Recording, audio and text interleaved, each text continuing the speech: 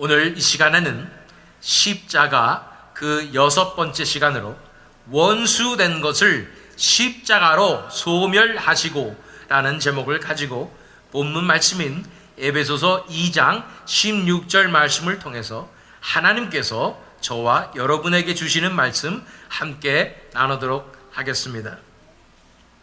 요즘 세대에는 그런 것이 덜하지만 예전에는 축구 한일전을 한다고 하면은 다들 애국심에 불타올라서 목이 터져라 응원했었습니다.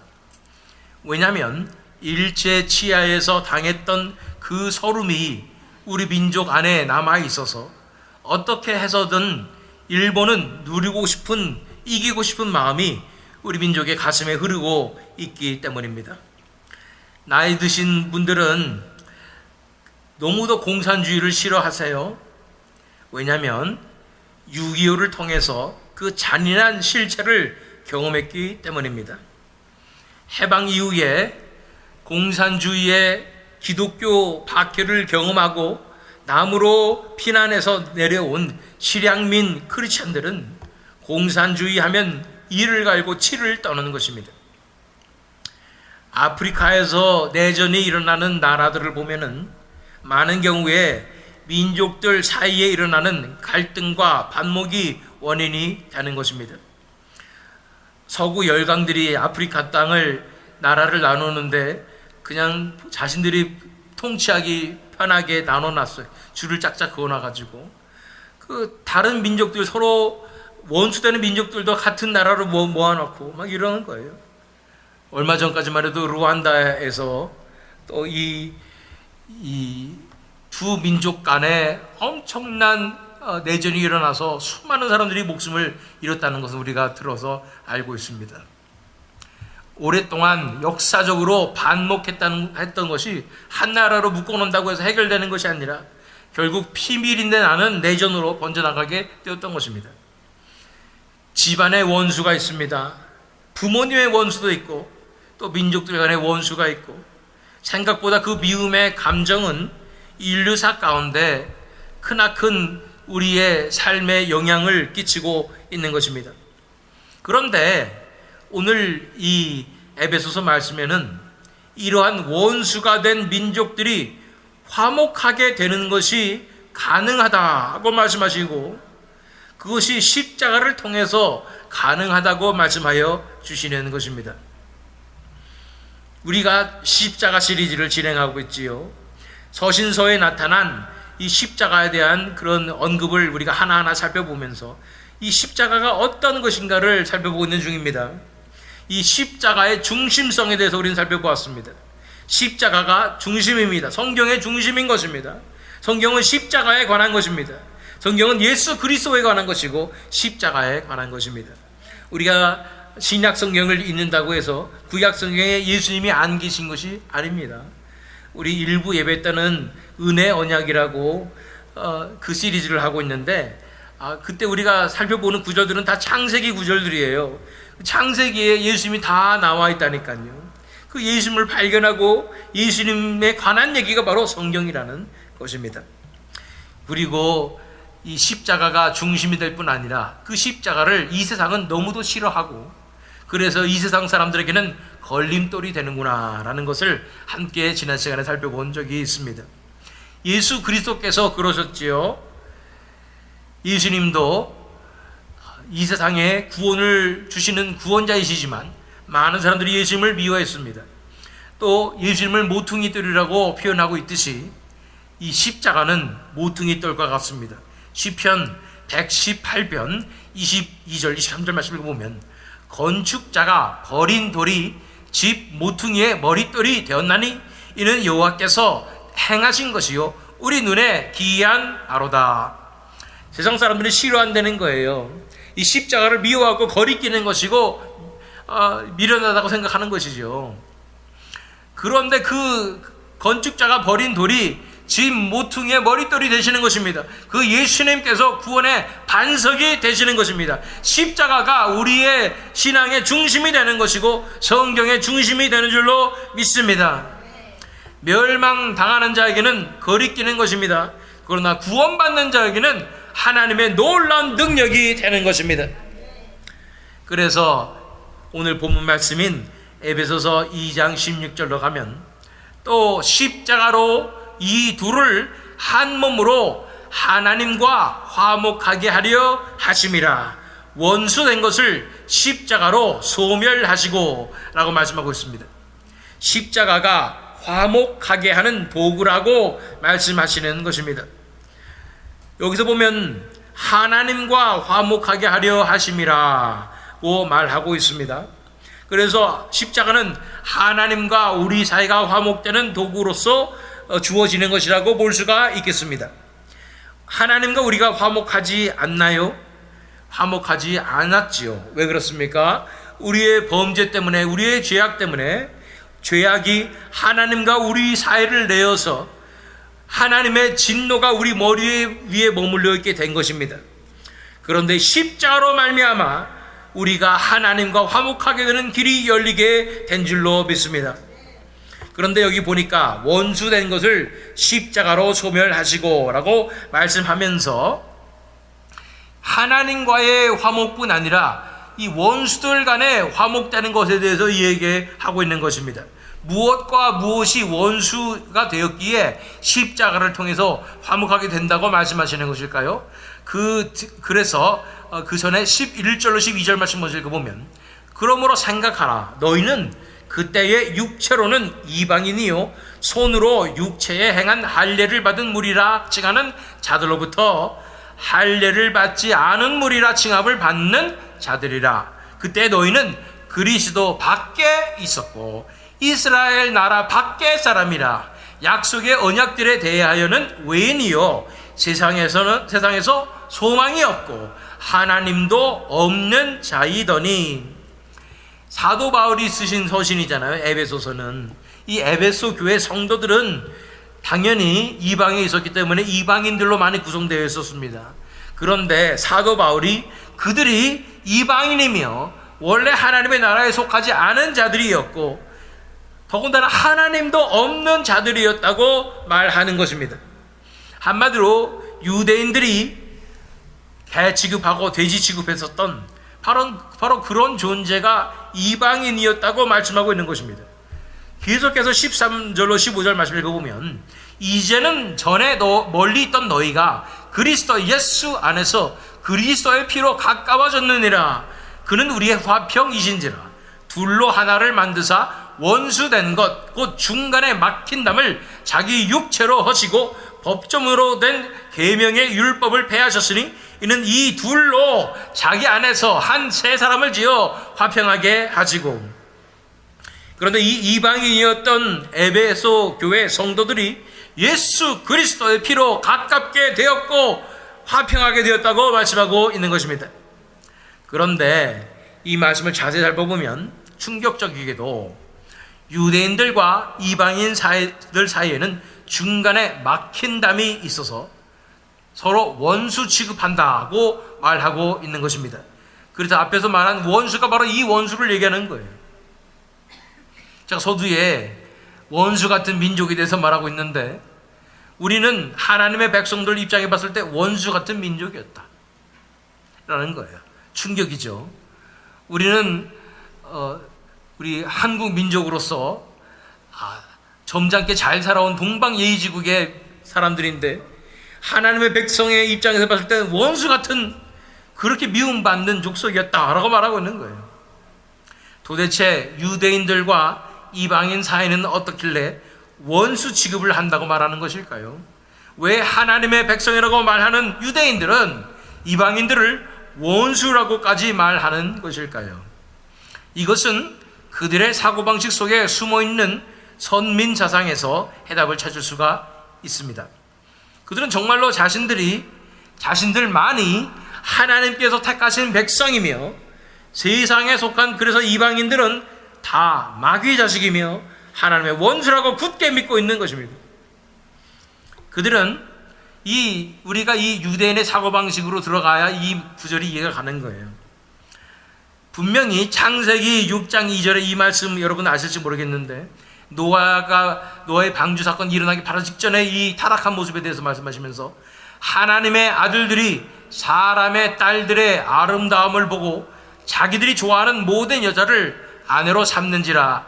물론 이거를 우리가 정확하게 해석하기 위해서는 이 하나님의 아들들은 하나님이 택하신 자들이고 사람의 딸들은 이 사탄의 졸개들이고 이런 식으로 해석할 수도 있고 여러 가지 있지만 유대인들은 이걸 어떻게 받겠냐는 거예요.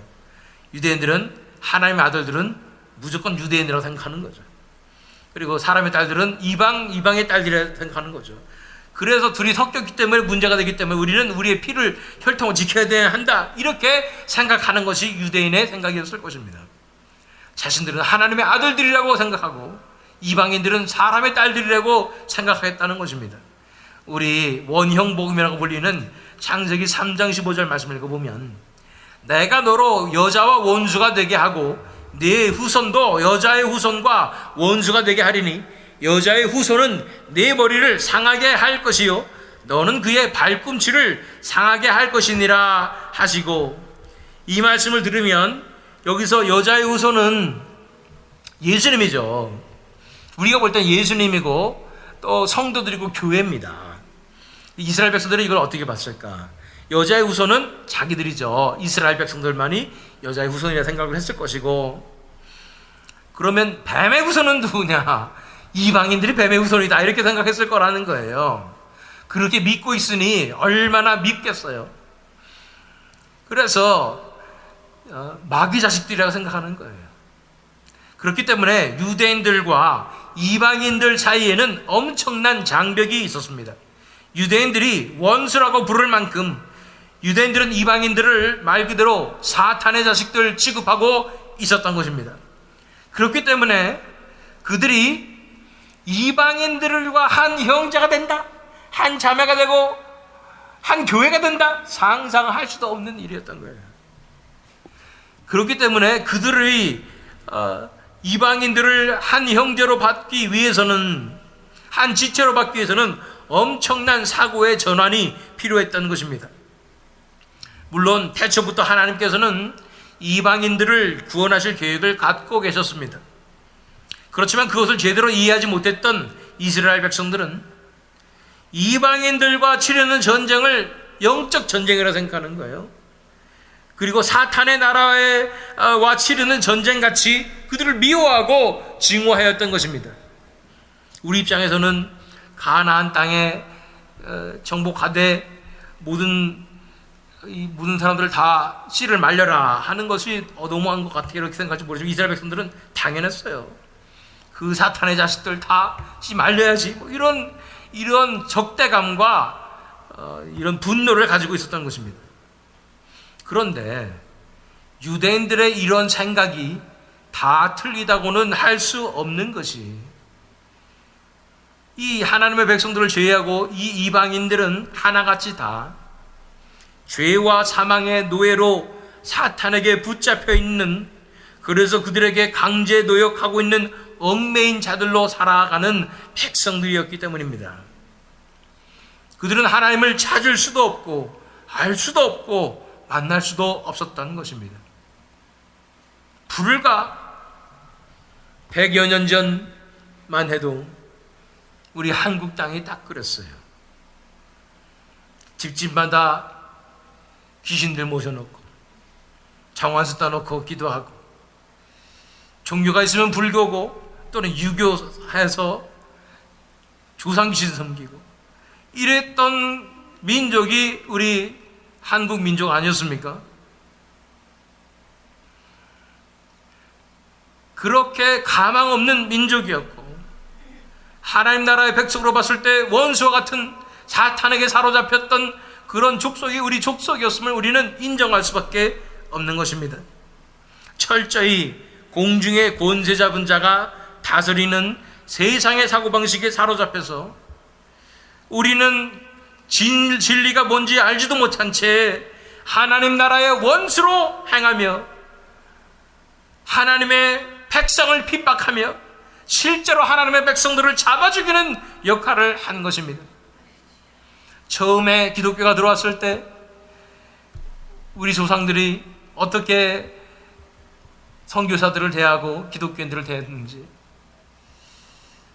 많은 피가 흘려졌고 박해하였으며 하나님의 나라의 정면으로 대적했던 것이 우리의 민족이었음을 우리는 알고 있는 것입니다. 이것이 하나님의 은혜가 아니라면 어떻게 이러한 이방 백성들이 하나님의 돌아오는 역사가 일어날 수가 있을까요? 이거는 전 세계에서도 유례를 찾을 수 없는 엄청난 하나님의 은혜가 우리 민족 가운데 부어진 것입니다. 그래서 하나님의 원수가 된 그런 사탄의 도구가 되는 그 민족이 하나님의 은혜 받아서 감히 하나님의 백성으로 불릴 수 있고, 성도라고 불릴 수 있고, 교회라고 불릴 수 있고, 지체라고 불릴 수 있는 놀라운 특권을 받게 된 것입니다. 어쨌든 이러한 상황이었기 때문에 유대인들과 이방인들이 진정으로 화해하려면 인간적인 노력으로는 도저히 불가능한 상황이었습니다. 그래서 십자가가 필요했습니다. 그래서 예수 그리스도의 보혈의 권능이 필요했던 것입니다. 본문 말씀으로 돌아와서 다시 한번 본문 말씀 2장 16절 말씀을 읽어보면, 또 십자가로 이 둘을 한 몸으로 하나님과 화목하게 하려 하심이라. 이 둘이 뭐라고 그랬어요? 이방인과 유대인, 문맥상으로 그렇다는 얘기예요. 이 둘을 한 몸으로 하나님과 화목하게 하려 하심이라. 뭘로요? 십자가로. 원수된 것을 십자가로 소멸하시고, 할렐루야! 이 십자가가 원수된 것을 소멸하시는 도구라고 말씀하고 있습니다. 그 십자가에서 예수님의 보혈이 흘려졌기 때문에 그 피를 힘입어, 그 희생제물에 힘입어 유대인들과 이방인들이 한 몸이 되어서 함께 하나님과 화목하게 될 수 있었다는 것입니다. 다시 우리가 13절 14절 말씀 다시 읽어보면, 이제는 전에 멀리 있던 너희가 그리스도 예수 안에서 그리스도의 피로 가까워졌느니라. 그는 우리의 화평이신지라. 둘로 하나를 만드사 원수된 것 곧 중간에 막힌 담을 자기 육체로 하시고. 이게 그냥 이루어진 게 아니라는 거예요. 중간에 막힌 담이 분명히 있었고, 그 담을 인간의 힘으로 넘는 것은 불가능했습니다. 이방인들이 구원으로 나가는 것은 불가능했고, 더군다나 동방의 저 끝에 있는 우리 민족 같은 민족이 구원받는 것은 거의 불가능한 상황이었던 거예요. 그런데 어떻게 됐냐면, 중간에 막힌 담이 헐어졌는데 어떻게 가능했느냐? 예수님께서 중간에 막힌 담을 자신의 몸으로 부딪히면서 자신의 몸이 깨어지시면서까지 그 담을 허무신 것입니다. 십자가로 허물어 주신 것입니다. 그 피로, 그 능력으로 허무신 것입니다. 그분의 피 흘리심으로 인해서 중간에 막힌 담이 허물어진 것입니다. 이것이 오늘 우리가 살펴볼 십자가의 능력입니다. 원수된 우리를 하나 되게 하시는, 중간에 막힌 담을 허무시는, 화목게 하는 능력인 것입니다. 그러면서 17절 18절 말씀을 보면, 또 오셔서 먼 데 있는 너희에게 평안을 전하시고 가까운 데 있는 자들에게 평안을 전하셨으니 이는 그로 말미암아 우리 둘이 한 성령 안에서 아버지께 나아감을 얻게 하려 하심이라. 예수님께서 오셔서 십자가의 사역을 감당하셨을 뿐 아니라 기쁘고 복된 소식, 즉 복음을 전하심으로 성령의 하나 되게 하심으로 원수되었던 둘이 하나가 되어서 하나님께 함께 나아갈 수 있게 되었다는 것입니다. 정말로 우리가 하나님의 백성이 될 수가 있을까요? 이 원수된 백성인데, 하나님의 사람들 잡아 죽이던 백성인데 어떻게 하나님의 백성으로 삼으실 수가 있을까요? 계속해서 19절로 20절 말씀 읽어보면, 그러므로 이제부터 너희는 외인도 아니요 나그네도 아니요 오직 성도들과 동일한 시민이요 하나님의 권속이라. 너희는 사도들과 선지자들의 터 위에 세우심을 입은 자라. 그리스도 예수께서 친히 모퉁이 돌이 되셨느니라. 할렐루야. 이제 유대인과 동일한 시민이며 권속으로서 인정받아서 동일하게 건축되는 존재가 되었다는 것입니다. 이 말씀은 베드로전서 2장 9절 10절 말씀이 얼마나 귀한 말씀이었는지를 깨닫게 하지요.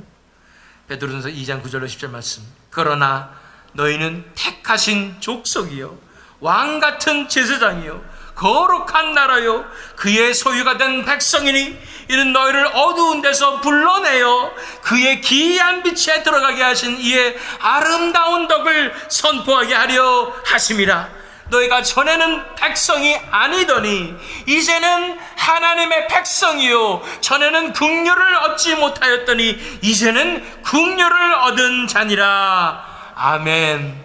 이것은 참으로 놀라운 은혜가 아닐 수 없습니다.